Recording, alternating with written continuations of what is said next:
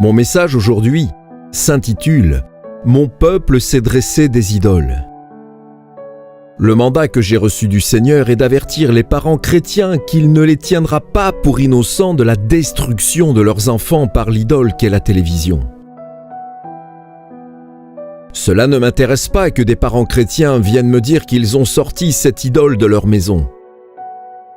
Je me réjouirai pour eux, bien sûr, mais je ne me glorifierai pas dans leur chair. Lisons maintenant dans le livre des Galates au chapitre 6, les versets 13 et 14. Car les circoncis eux-mêmes n'observent point la loi, mais ils veulent que vous soyez circoncis pour se glorifier dans votre chair. Pour ce qui me concerne, loin de moi la pensée de me glorifier d'autre chose que de la croix de notre Sauveur Jésus-Christ, par qui le monde est crucifié pour moi, comme je le suis pour le monde. Nous avons abandonné la source d'eau vive pour boire dans des citernes infectes. Lisons dans le livre de Jérémie au chapitre 2, le verset 13. Car mon peuple a commis un double péché. Ils m'ont abandonné, moi qui suis une source d'eau vive, pour se creuser des citernes crevassées, qui ne retiennent pas l'eau. La question que pose Jérémie au verset suivant est très appropriée. Lisons le verset 14. Israël est-il un esclave acheté ou né dans la maison? Pourquoi donc devient-il une proie?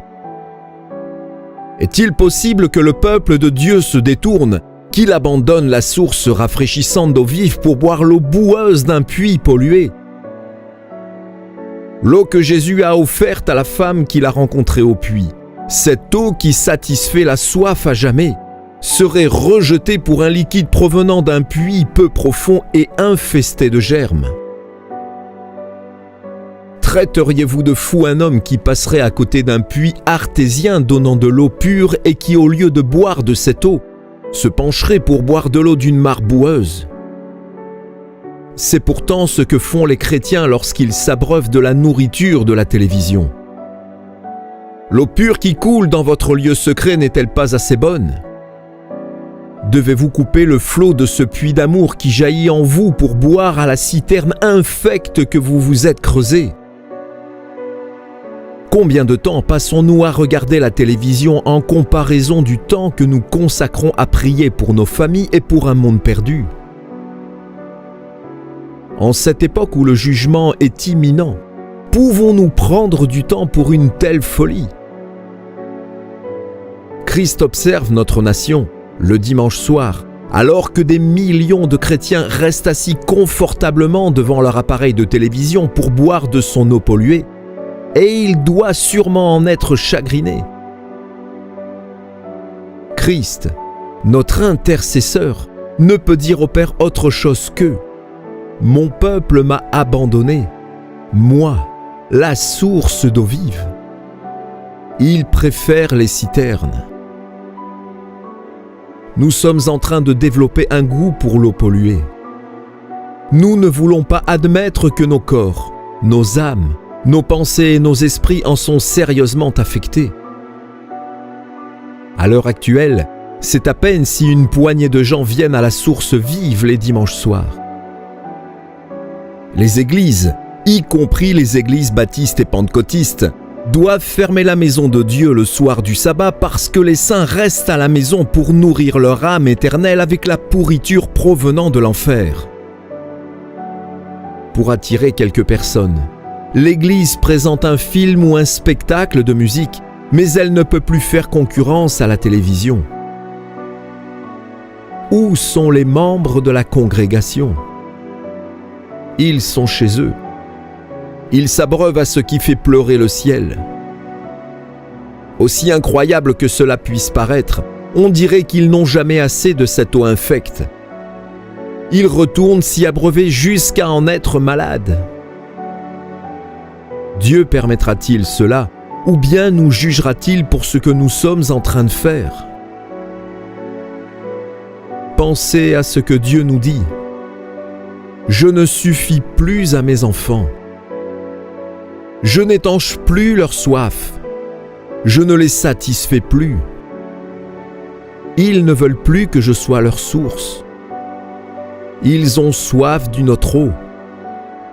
Ils se sont tournés vers la convoitise des yeux et de la chair. Ils ne veulent plus de moi. Lors de la dernière journée de la fête des tabernacles, Jésus s'est levé et s'est écrié.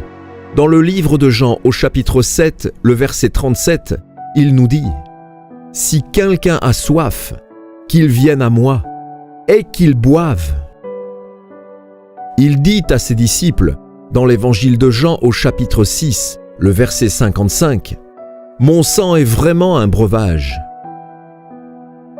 Nous entendons alors l'avertissement sinistre de Paul, que nous retrouvons dans le premier livre des Corinthiens au chapitre 10, le verset 21. « Vous ne pouvez boire la coupe du Seigneur et la coupe des démons. Vous ne pouvez participer à la table du Seigneur et à la table des démons. » Dans le premier livre des Corinthiens au chapitre 10, le verset 22, Paul demande ensuite « Voulons-nous provoquer la jalousie du Seigneur ?» Il faisait alors référence à la communion avec les idoles et au fait de boire à la coupe des démons. Une personne qui aime vraiment Jésus ne déposerait-elle pas toute coupe qui provoque la jalousie de son bien-aimé pour ensuite y renoncer et la briser en morceaux? Aujourd'hui, si je regarde en arrière, je sais que mon Père Céleste était très jaloux du temps que je lui ai dérobé et que j'ai consacré si librement à mon idole. Bien des soirs, j'ai provoqué sa jalousie. Alors qu'il attendait patiemment que je rentre dans sa présence pour être en communion avec lui, je mettais cette invitation de côté pour m'installer devant mon idole et lui sacrifier mon temps. Il y en a bien d'autres, des hommes de Dieu qui restent installés paresseusement devant cette idole, s'engraissant, en avalant de la nourriture médiocre et laissant leur esprit s'engourdir. Il y a aussi bien des pères de famille qui passent leur week-end à se gaver de sport et de nourriture, négligeant ainsi leurs femmes, leurs enfants et le Seigneur. Jérémie a sévèrement réprimandé les pasteurs qui furent avec de telles idoles. Le livre de Jérémie au chapitre 2, le verset 8, nous dit « Les sacrificateurs n'ont pas dit « Où est l'Éternel ?» Et ceux qui s'occupaient de la loi ne m'ont point connu, et les pasteurs se sont rebellés contre moi, et les prophètes ont prophétisé par Baal et ont marché après des choses, entre parenthèses, les idoles, qui ne profitent pas. Les pasteurs ne pleuraient pas sur la disette et l'iniquité qu'on retrouvait dans la maison de l'Éternel. Ils ne désiraient pas que la gloire de Dieu revienne ou que soit restaurée la sainteté envers le Seigneur. Nul ne disait « Où est Dieu ? Où est l'évidence de sa présence, de sa puissance, de son action ?» Les pasteurs prêchaient devant leurs idoles tout comme le faisait le peuple d'Israël. Ils prêchaient sans avoir de message de la part de Dieu, et leur cœur était loin du Seigneur. Leur cri n'était pas « Ainsi parle le Seigneur ». C'était plutôt une parole morte provenant d'un vase vide. Les hommes de Dieu qui sont collés à leur télévision finissent par devenir secs et vides, et leur vie de prière est presque détruite. La conséquence en est la mort spirituelle, tant dans la chair que sur les bancs de l'Église. Dans le livre de Jérémie au chapitre 2, le verset 11, Jérémie nous dit « Mon peuple a changé sa gloire contre ce qui n'est d'aucun secours. » L'onction a été changée contre une idole. Toujours dans le livre de Jérémie au chapitre 2, le verset 35, celui-ci nous dit « Malgré cela, tu dis « Oui, je suis innocente. » Certainement, sa colère s'est détournée de moi. Voici, je vais contester avec toi, parce que tu dis « Je n'ai point péché. » Il y a des ministères qui peuvent gaspiller des heures à regarder des visions de l'enfer et qui disent quand même à Dieu « Je suis innocente, je n'ai point péché ». Je sais de quoi je parle parce que je me suis dit ces mêmes choses, ainsi qu'à Dieu, pendant des années. Il n'y a pas de péché là-dedans. Ça ne cause aucun tort. Dieu n'est pas fâché. Cela ne procure qu'un peu de détente, un changement de rythme. Le fait de passer des heures à regarder les sports, une autre idole pour beaucoup, et de voler ainsi à Dieu du temps précieux nous fait perdre notre vision et éloigne de nous la gloire de Dieu. Il n'est alors guère étonnant de constater qu'un si grand nombre de nos églises soient mortes et enterrées, coupées de leurs racines. Nous sommes exactement comme les enfants d'Israël, entêtés, obstinés, résolus à nous abandonner au péché des païens. Dans le livre de Jérémie au chapitre 6, le verset 21, Jérémie a écrit « Voici, je mettrai devant ce peuple des pierres d'achoppement, contre lesquelles se heurteront ensemble père et fils. » Satan nous a trompés en nous faisant croire que la télévision n'était qu'une distraction et non une abomination. L'une des plus graves malédictions de cette idole est que nous avons perdu de vue l'urgence de nous préparer pour le retour de Christ et pour le jugement imminent. Nous avons tellement ri avec Lucie, entre guillemets, personnage principal d'une comédie télévisée populaire aux États-Unis, fermons les guillemets, qu'il nous est difficile de garder notre sérieux devant la réalité de notre entrée dans la gloire et dans notre foyer céleste. Nous rions alors que nous devrions être prosternés devant Dieu, le cœur brisé et l'esprit contrit. Nos rires nous engourdissent et nous rendent inconscients du jugement qui vient bientôt. De nos jours, il est presque impossible de soulever une foule de chrétiens en prêchant l'imminence du retour de Jésus. Même les avertissements concernant la colère finale de Dieu sont accueillis avec un grand « mouais ».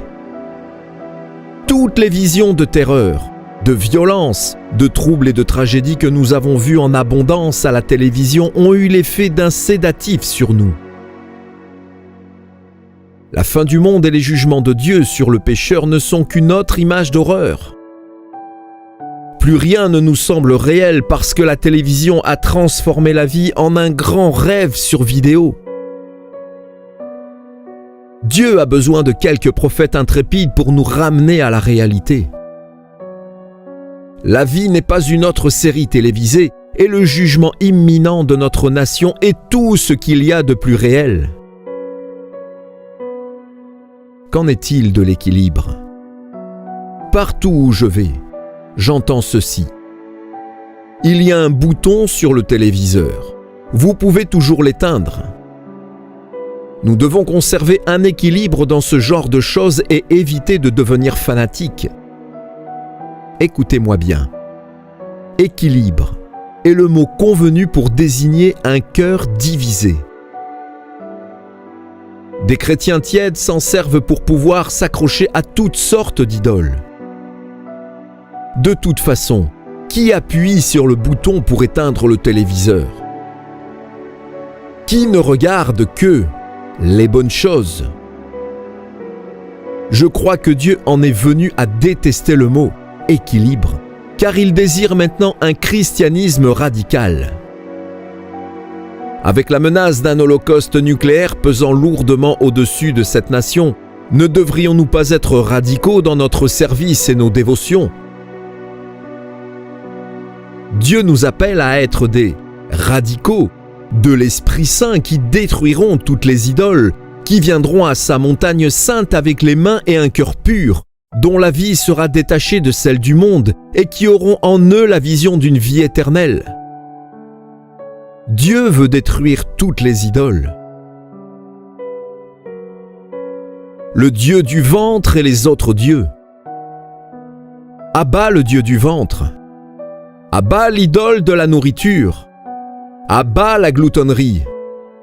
À bas la goinfrerie, la convoitise de la nourriture et l'esclavage des friandises, alors que le monde est sur le bord de la destruction.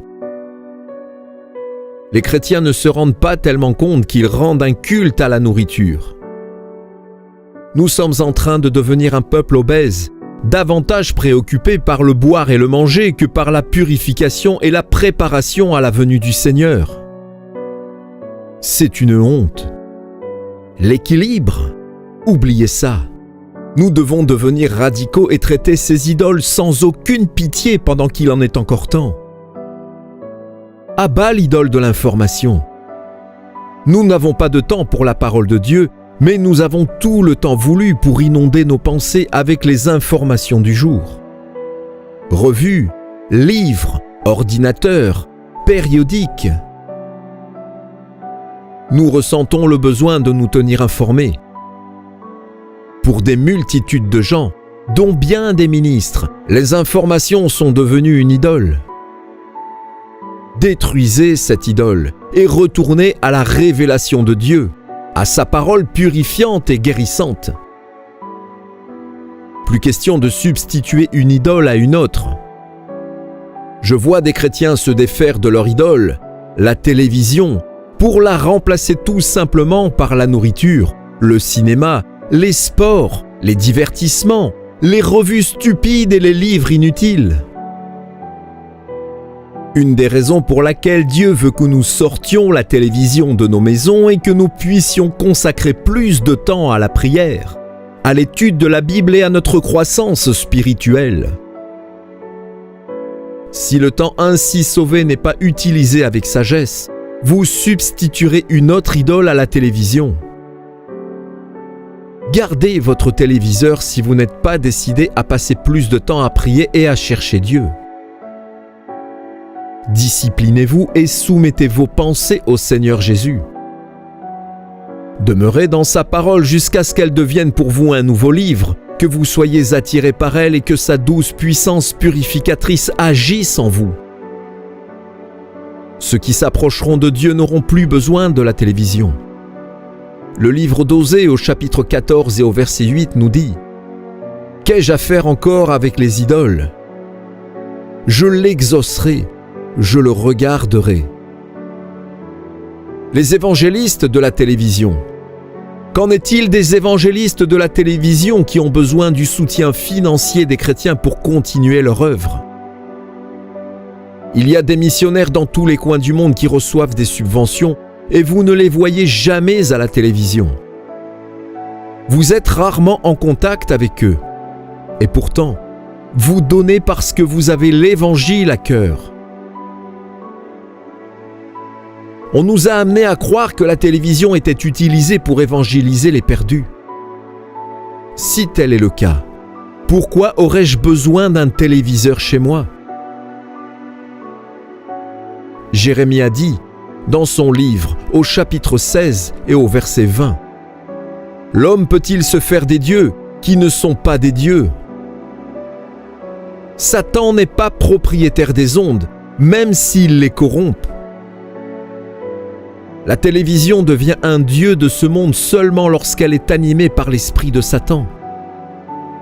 Autrement, elle n'est qu'une merveille électronique, un simple meuble. Il est possible à un pasteur ou un évangéliste oint de l'esprit d'utiliser la télévision pour gagner des âmes pour Christ. Des multitudes de gens ont été sauvés en regardant une émission chrétienne. Lorsque oint par l'esprit, la télévision peut devenir un outil puissant pour l'évangélisation.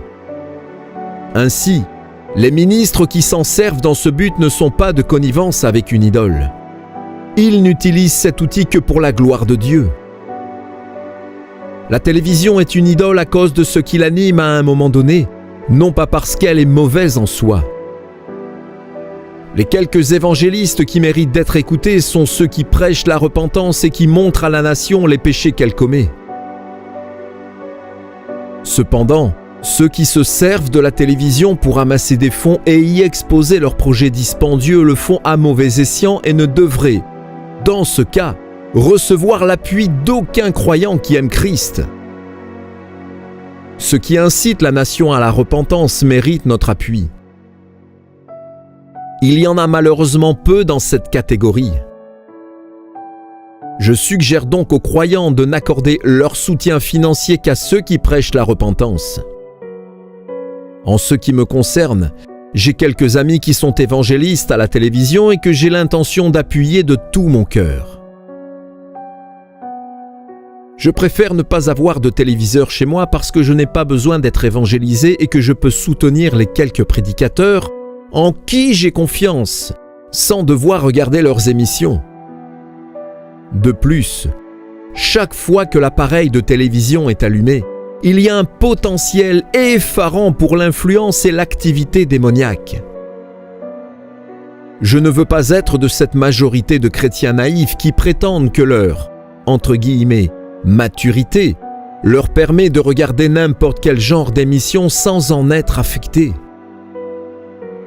Le chrétien vraiment, entre guillemets, mûr, tremblera devant la parole de Dieu. Il verra le danger potentiel que renferme la télévision et l'évitera complètement. Est-ce là seulement l'opinion d'un homme? Pensez-le si vous le voulez, mais je puis vous dire qu'une compagnie d'une foule d'autres croyants qui ont entendu du ciel le même message, je goûte aujourd'hui à la liberté qui résulte à la délivrance de l'empire d'une idole qui me maintenait autrefois dans un terrible esclavage. C'est une expérience glorieuse. Je ne jugerai pas mon frère ou ma sœur qui n'est pas d'accord avec ce message. Je ne veux rien savoir des exigences légalistes du genre. Vous devez vous en débarrasser sinon. Que chaque croyant cherche le Seigneur pour être convaincu par lui et pour connaître la direction qu'il doit suivre. Ne faites rien à moins d'y être conduit par l'Esprit de Dieu. Je ne suis pas convaincu. C'est ce que me disent bien des chrétiens.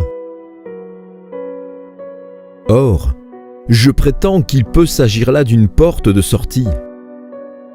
J'ai prié à ce sujet et voici ce que je crois. Une fois que la parole nous est clairement révélée à ce sujet, il ne s'agit pas d'être convaincu, mais simplement d'obéir. Je vais maintenant vous donner 31 raisons bibliques pour lesquelles vous devriez débarrasser votre foyer de cette idole. Si quelqu'un choisit d'être tiède ou charnel, ces versets n'auront aucun effet sur lui, mais pour ceux qui aspirent à faire partie de l'épouse de Christ, ils seront d'une valeur inestimable. Ils sont clairs, puissants et très à propos. Dès l'instant où vous entendez la parole de Dieu, il ne vous reste plus qu'à choisir entre obéir ou désobéir. 31 raisons bibliques pour lesquelles les chrétiens vainqueurs devraient débarrasser leur foyer de l'idole de la télévision. Le livre d'Ésaïe au chapitre 66 et le verset 2 nous dit « Voici sur qui je porterai mes regards, sur celui qui souffre et qui a l'esprit abattu, sur celui qui craint ma parole. » En un, nous avons reçu l'ordre formel de ne pas l'introduire dans nos maisons. Le livre du Deutéronome au chapitre 7, le verset 26 nous dit « Tu n'introduiras point une chose abominable dans ta maison, afin que tu ne sois pas, comme cette chose, dévouée par interdit. Tu l'auras en horreur, tu l'auras en abomination, car c'est une chose dévouée par interdit. » En deux, elle place les téléspectateurs sur le siège des moqueurs. Le livre des Psaumes nous dit dans le chapitre 1, le verset 3 « Heureux l'homme qui ne marche pas selon le conseil des méchants, qui ne s'arrête pas sur la voie des pécheurs, et qui ne s'assied pas en compagnie des moqueurs, mais qui trouve son plaisir dans la loi de l'Éternel, et qui la médite jour et nuit. Il est comme un arbre planté près d'un torrent d'eau, qui donne son fruit en sa saison, et dont le feuillage ne se flétrit point.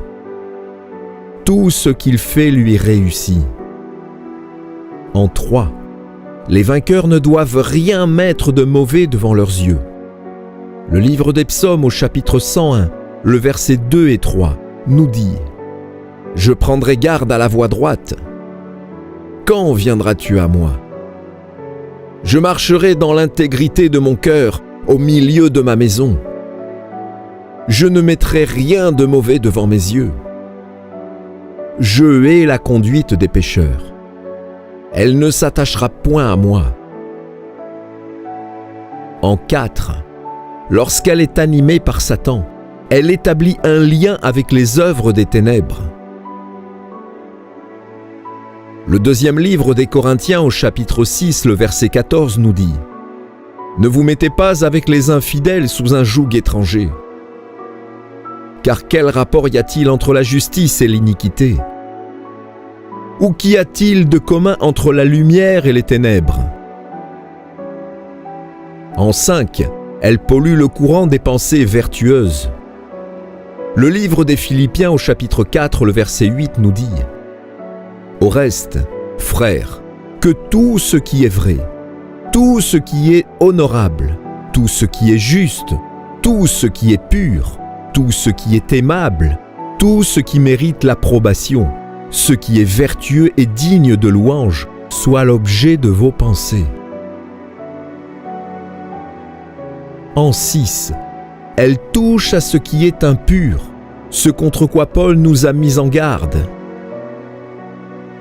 Le deuxième livre des Corinthiens au chapitre 6, le verset 16 et 17 nous dit « Quel rapport y a-t-il entre le temple de Dieu et les idoles? Car nous sommes le temple du Dieu vivant, comme Dieu l'a dit. J'habiterai et je marcherai au milieu d'eux. Je serai leur Dieu et ils seront mon peuple. C'est pourquoi, sortez du milieu d'eux et séparez-vous, dit le Seigneur. Ne touchez pas à ce qui est impur, et je vous accueillerai. En 7, elle ne convient pas à l'épouse qui se prépare pour Christ. Dans le livre de l'Apocalypse au chapitre 21, le verset 2, celui-ci nous dit « Et je vis descendre du ciel, d'auprès de Dieu, la ville sainte, la nouvelle Jérusalem, préparée comme une épouse qui s'est parée pour son époux. »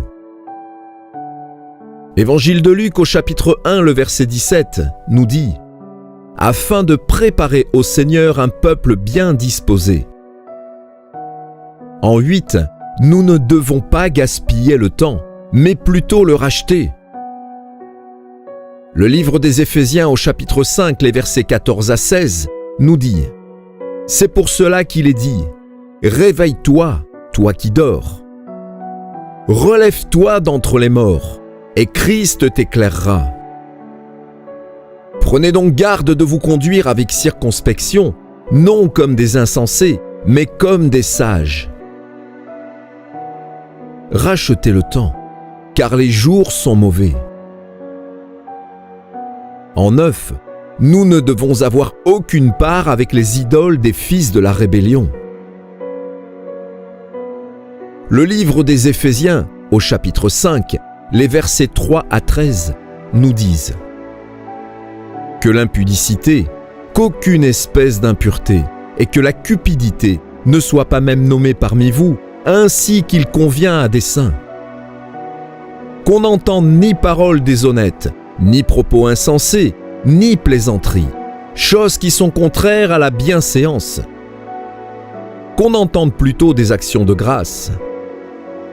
Car, sachez-le bien, aucun impudique, ou impur, ou cupide, c'est-à-dire idolâtre, n'a d'héritage dans le royaume de Christ et de Dieu. Que personne ne vous séduise par de vains discours. Car c'est à cause de ces choses que la colère de Dieu vient sur les fils de la rébellion. N'ayez donc aucune part avec eux. Autrefois vous étiez ténèbres, et maintenant vous êtes lumière dans le Seigneur. Marchez comme des enfants de lumière. Car le fruit de la lumière consiste en toutes sortes de bonté, de justice et de vérité. Examinez ce qui est agréable au Seigneur, et ne prenez point part aux œuvres infructueuses des ténèbres, mais plutôt condamnez-les. Car il est honteux de dire ce qu'ils font en secret, mais tout ce qui est condamné est manifesté par la lumière, car tout ce qui est manifesté est lumière. En 10, le fait de contempler des scènes de violence empêche les téléspectateurs d'éprouver du chagrin à cause du péché. Amos, au chapitre 6, les versets 1 à 6, nous disent « Malheur à ceux qui vivent tranquilles dans Sion. Vous croyez éloigner le jour du malheur et vous faites approcher le règne de la violence. Ils reposent sur des lits d'ivoire. Et ils ne s'attristent pas sur la ruine de Joseph. 11. Elle ne renouvelle certainement pas l'intelligence. Le livre des Romains au chapitre 12, les versets 1 et 2 nous disent « Je vous exhorte donc, frères, par les compassions de Dieu, à offrir vos corps comme un sacrifice vivant, saint, agréable à Dieu, ce qui sera de votre part un culte raisonnable. Ne vous conformez pas au siècle présent, mais soyez transformés par le renouvellement de l'intelligence, afin que vous discerniez quelle est la volonté de Dieu, ce qui est bon, agréable et parfait. » En 12. Elle représente le levain du monde et devrait donc disparaître de la maison. Le premier livre des Corinthiens au chapitre 5, les versets 6 et 7 nous disent « C'est bien à tort que vous vous glorifiez. Ne savez-vous pas qu'un peu de levain fait lever toute la pâte? Faites disparaître le vieux levain, afin que vous soyez une pâte nouvelle, puisque vous êtes sans levain, car Christ, notre Pâque, a été immolé. » En 13. Nous devons faire mourir tout ce qui est impur et idolâtre. Le livre des Colossiens au chapitre 3, les versets 1 à 6 nous disent « Si donc vous êtes ressuscités avec Christ, cherchez les choses d'en haut, où Christ est assis à la droite de Dieu. Affectionnez-vous aux choses d'en haut et non à celles qui sont sur la terre. Car vous êtes morts et votre vie est cachée avec Christ en Dieu. Faites donc mourir ce qui, dans vos membres, est terrestre, la débauche, l'impureté, les passions, les mauvais désirs et la cupidité qui est une idolâtrie. C'est à cause de ces choses que la colère de Dieu vient sur les fils de la rébellion. » En 14, elle véhicule des paroles honteuses dont nous devons nous éloigner. Le livre des Colossiens au chapitre 3, le verset 8 nous dit « Mais maintenant, renoncez, vous aussi, à toutes ces choses. Colère, courroux, malice, injures, paroles honteuses venant de votre bouche. » En 15, elle ne convient pas à une conduite sainte, irréprochable, digne de Dieu. Le premier livre des Thessaloniciens au chapitre 2, les versets 10 à 12 nous disent « Vous êtes témoins, et Dieu l'est aussi, que nous avons eu envers vous qui croyez une conduite sainte, juste et irréprochable. Vous savez aussi que nous avons été pour chacun de vous ce qu'un père est pour ses enfants, vous exhortant, vous consolant, vous conjurant de marcher d'une manière digne de Dieu, qui vous appelle à son royaume et à sa gloire. » En 16, les spectateurs ne gardent pas leur corps dans la sainteté et l'honnêteté. Le premier livre des Thessaloniciens au chapitre 4, les versets 3 à 7 nous disent « Ce que Dieu veut, c'est votre sanctification. C'est ce que vous vous absteniez de la débauche. C'est que chacun de vous sache posséder son corps dans la sainteté et l'honnêteté. Car Dieu ne nous a pas appelés à l'impureté, mais à la sanctification. » En 17, c'est une source polluée d'où sortent la malédiction et l'amertume. Le livre de Jacques au chapitre 3, les versets 10 à 12 nous disent « De la même bouche sortent la bénédiction et la malédiction. Il ne faut pas, mes frères, qu'il en soit ainsi. La source fait-elle jaillir par la même ouverture l'eau douce et l'eau amère? Un figuier, mes frères, peut-il produire des olives ou une vigne des figues? De l'eau salée ne peut pas non plus produire de l'eau douce. En 18, Elle enlève la honte du péché. Le livre de Jérémie au chapitre 8, le verset 12 nous dit « Ils seront confus, car ils commettent des abominations. Ils ne rougissent pas, ils ne connaissent pas la honte. C'est pourquoi ils tomberont avec ceux qui tombent. Ils seront renversés quand je les châtierai, dit l'Éternel. » En 19, Christ nous appelle à oindre nos yeux, non à les empoisonner. Le livre de l'Apocalypse au chapitre 3, le verset 18 nous dit « Un collier pour oindre tes yeux, afin que tu vois. » En vain, nous devons nous purifier de toute souillure de la chair et achever notre sanctification dans la crainte de Dieu. Le deuxième livre des Corinthiens au chapitre 7, le verset 1 nous dit « Ayant donc de telles promesses, bien-aimés, purifions-nous de toute souillure de la chair et de l'esprit, en achevant notre sanctification dans la crainte de Dieu. » En 21, le ministère pour Christ exige que nous rejetions les choses honteuses qui se font en secret. Le deuxième livre des Corinthiens au chapitre 4, les versets 1 et 2 nous disent « C'est pourquoi, ayant ce ministère, selon la miséricorde qui nous a été faite, nous ne perdons pas courage. Nous rejetons les choses honteuses qui se font en secret. Nous n'avons point une conduite astucieuse et nous n'altérons point la parole de Dieu. Mais, en publiant la vérité, nous nous recommandons à toute conscience d'homme devant Dieu. » En 22, c'est une idole qui amène la confusion et que nous devons haïr. Le livre des Psaumes au chapitre 97, les versets 7 à 10 nous disent « Ils sont confus, tous ceux qui servent les images, qui se font gloire des idoles. Tous les dieux se prosternent devant lui. Vous qui aimez l'Éternel, haïssez le mal. Il garde les âmes de ses fidèles, il les délivre de la main des méchants. » En 23, elle fait tomber les enfants dans le péché. Dans l'évangile de Marc au chapitre 9, le verset 42, celui-ci nous dit « Celui qui fait tomber dans le péché un de ses petits qui croient en moi, il vaudrait mieux pour lui qu'on lui attache au cou une grosse pierre qu'on jette dans la mer. »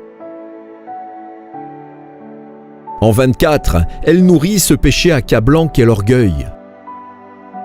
Dans le livre des Psaumes, le chapitre 19, les versets 8 à 15 nous disent « La loi de l'Éternel est parfaite, elle restaure l'âme.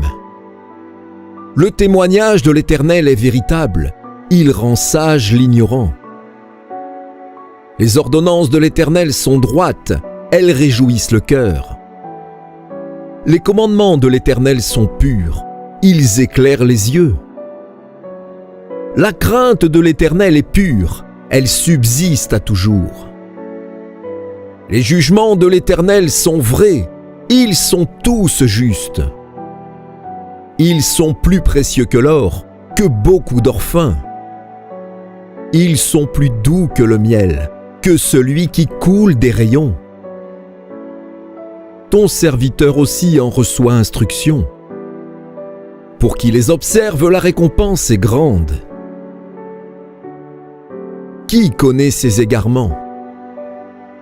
Pardonne-moi ce que j'ignore.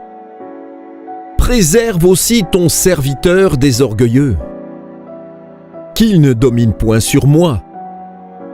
Alors je serai intègre, innocent de grands péchés. Reçois favorablement les paroles de ma bouche et les sentiments de mon cœur, ô Éternel, mon rocher et mon rédempteur. En 25, l'heure est trop avancée. Christ revient bientôt.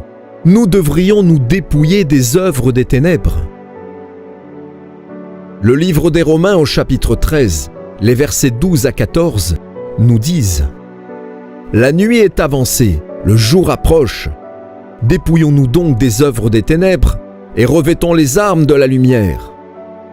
Marchons honnêtement, comme en plein jour, loin des orgies et de l'ivrognerie, de la luxure et de la débauche, des querelles et des jalousies. Mais revêtez-vous du Seigneur Jésus-Christ et n'ayez pas soin de la chair pour en satisfaire les convoitises. Le premier livre de Jean au chapitre 3, le verset 3 nous dit « Quiconque a cette espérance en lui se purifie, comme lui-même est pur. » 26. Dieu ordonne à son peuple saint de renverser et de détruire toutes les idoles. Le livre du Deutéronome, au chapitre 7, les versets 5 et 6, nous disent « Voici, au contraire, comment vous agirez à leur égard. Vous renverserez leurs autels, vous briserez leurs statues, vous abattrez leurs idoles et vous brûlerez au feu leurs images taillées. Car tu es un peuple saint pour l'Éternel, ton Dieu. L'Éternel, ton Dieu, t'a choisi pour que tu fusses un peuple qui lui appartint entre tous les peuples qui sont sur la surface de la terre. » En 27, elle exprime notre amour du monde et, par le fait même, notre inimitié contre Dieu. Dans le livre de Jacques au chapitre 4, les versets 3 et 4 nous disent « Vous demandez et vous ne recevez pas, parce que vous demandez mal, dans le but de satisfaire vos passions. Adultères que vous êtes, ne savez-vous pas que l'amour du monde est inimitié contre Dieu? Celui donc qui veut être ami du monde se rend ennemi de Dieu. » En 28, la face du Seigneur est contre ceux qui font le mal. Or, les téléspectateurs ne s'éloignent pas du mal, comme il leur a été ordonné de faire. Le premier livre de Pierre nous dit au chapitre 3, les versets 10 à 13. « Si quelqu'un, en effet, veut aimer la vie et voir des jours heureux, qu'il préserve sa langue du mal et ses lèvres des paroles trompeuses, qu'il s'éloigne du mal et fasse le bien, qu'il recherche la paix et la poursuive. Car les yeux du Seigneur sont sur les justes, et ses oreilles sont attentives à leurs prières, mais la face du Seigneur est contre ceux qui font le mal. Et qui vous maltraitera si vous êtes zélés pour le bien? » En 29, même si vous estimez qu'elle n'est qu'une tache sur votre vêtement, elle n'en demeure pas moins mauvaise. Le deuxième livre de Pierre au chapitre 3, le verset 14 nous dit « C'est pourquoi, bien-aimés, en attendant ces choses, appliquez-vous à être trouvés par lui sans tache et irréprochables dans la paix. » Toujours dans le deuxième livre de Pierre au chapitre 3, le verset 17 nous dit « Vous donc, bien-aimés, qui êtes avertis, tenez-vous sur vos gardes, de peur qu'entraînés par l'égarement des impies, vous ne veniez à déchoir de votre fermeté. » En 30, la télévision véhicule les 3 tentations introduites par Satan dans le jardin d'Éden. Le premier livre de Jean au chapitre 2, les versets 15 à 17 nous disent « N'aimez point le monde, ni les choses qui sont dans le monde. Si quelqu'un aime le monde, l'amour du Père n'est point en lui. Car tout ce qui est dans le monde, la convoitise de la chair, la convoitise des yeux et l'orgueil de la vie ne vient point du Père, mais vient du monde. Et le monde passe, et sa convoitise aussi, mais celui qui fait la volonté de Dieu demeure éternellement. » En 31, les vainqueurs qui ont vu le Seigneur dans sa gloire n'ont pas besoin de la télévision. Le livre d'Osée au chapitre 14, le verset 8 nous dit « Qu'ai-je à faire encore avec les idoles? C'est de moi que tu recevras ton fruit. » En conclusion, j'aimerais partager avec vous ces derniers mots. Allons-nous trembler devant la parole de Dieu et y obéir, ou bien trouver des excuses et continuer à nous asseoir en compagnie des moqueurs? Parviendrons-nous à être si captivés par Christ que nous ne pourrons plus regarder ce qui pourrait lui causer du chagrin? L'épouse de Christ se séparera-t-elle vraiment de tout ce qui est de ce monde? N'y a-t-il personne dans cette nation qui puisse entendre et accepter ce message?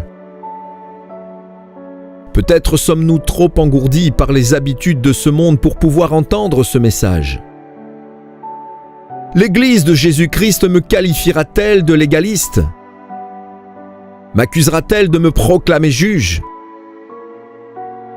L'Esprit suscitera-t-il un groupe de saints qui se dégagera de tout lien et qui élèvera la voix en faveur d'une purification et d'une séparation d'avec le monde? L'avenir nous le dira. Que Dieu nous bénisse tous.